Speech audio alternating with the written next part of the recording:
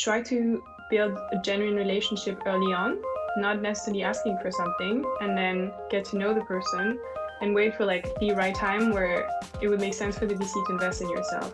Like building a relationship is more of a long-term thing, and there are definitely people who we didn't invest the first go around, and they sort of come back. We just keep talking, and eventually we will sort of write that check. But a lot of it has to do with being around, but not being sort of annoying.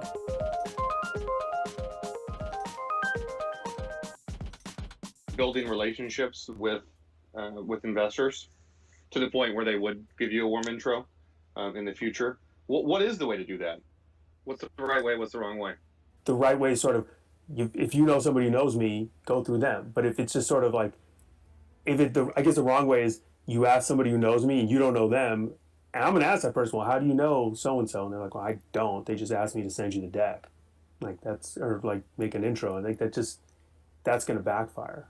On your point about like building relationships, I would also say just don't burn a hot lead. Like if you think you can get a warm intro to a VC, but it's too early for you, don't go for it if you think like, oh, I have to do this now. This is my only shot. Like try to build a genuine relationship early on, not necessarily asking for something, and then get to know the person and wait for like the right time where it would make sense for the VC to invest in yourself.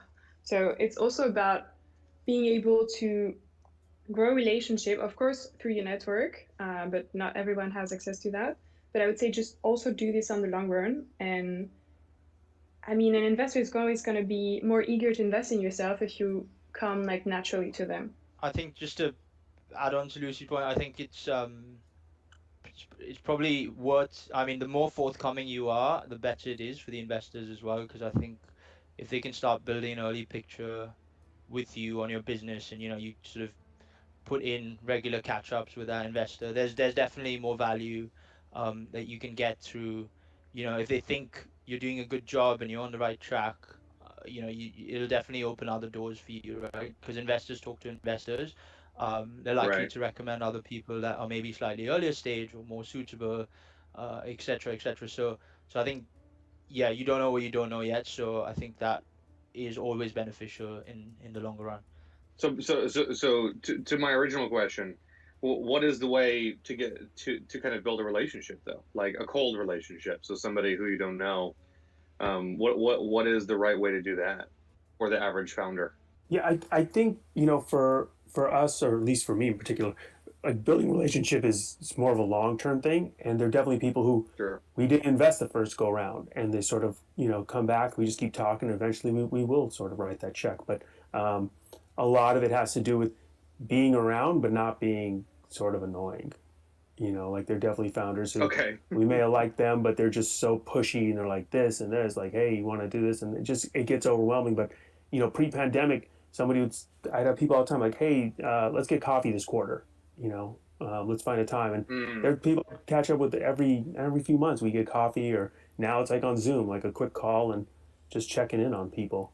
I think that goes a long way. And if there's a light ask that's not financial, I'm always happy to do it. Can you make an intro to this person, and can we talk about this strategy, whatever it is. Like I think a lot of it paradoxically is, if you make me feel useful, then I've sort of built a relationship. But if it's like, I feel very sort of not into it, like I'm not getting anything out of it, you're not getting anything out of it, then it just kind of withers. Yeah.